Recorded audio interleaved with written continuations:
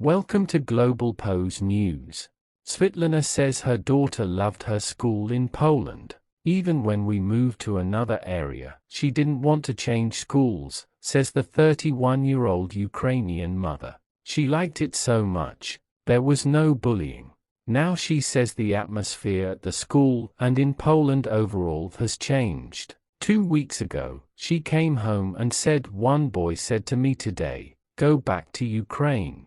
Svitlana was astonished. She is one of dozens of Ukrainians living in Poland who have told the BBC that anti-Ukrainian sentiment has risen considerably in recent months. Many described experiencing abuse on public transport, bullying in schools and xenophobic material online. A polarizing presidential election campaign has added to the tension, with the first round of voting taking place on Sunday. The day after Svitlana's daughter was told to go back to Ukraine, the abuse became even worse.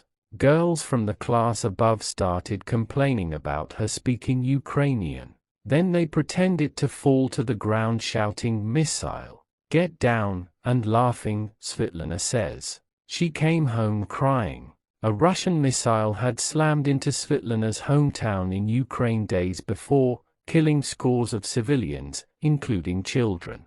Her daughter was traumatized. Svitlana, not her real name, did not want to be identified as she fears reprisals. She showed us screenshots of messages with school staff where she complains about her daughter's treatment. She said she had noticed attitudes changing towards Ukrainians in other places, too. At work, many people have been saying Ukrainians come here and behave badly. And my Ukrainian friends say they want to go home because Polish people don't accept us. It's frightening to live here now. According to government statistics, at least 2.5 million Ukrainians live in Poland, comprising almost 7% of the total population of Poland. When the full-scale invasion of Ukraine began in February 2022, there was an outpouring of compassion from Poles. It was amazing.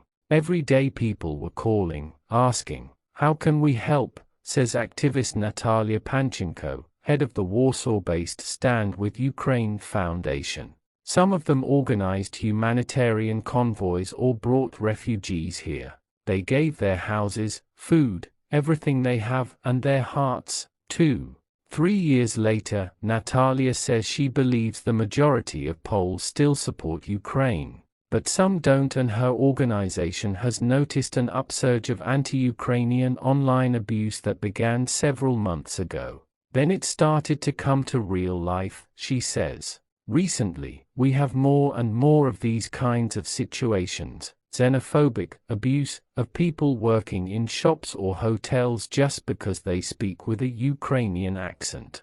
Natalia says that many Ukrainian refugees are traumatized. These groups of women and children are in Poland because of the war. Very often their relatives are on the front line, in captivity or dead, and this is the group of people being targeted. Research suggests that Poland's public opinion of Ukrainians is indeed worsening. According to a March 2025 poll by the respected Bose Center, just 50% of Poles are in favor of accepting Ukrainian refugees, a fall of 7 percentage points in 4 months. 2 years ago, the figure was 81%. Around 1 million Ukrainians are officially registered as having arrived after the start of the full-scale invasion. Poland spends 4.2% of its GDP on Ukrainian refugees. For more updates, news, views from around the globe, follow us on all our social media platforms at Globalpose.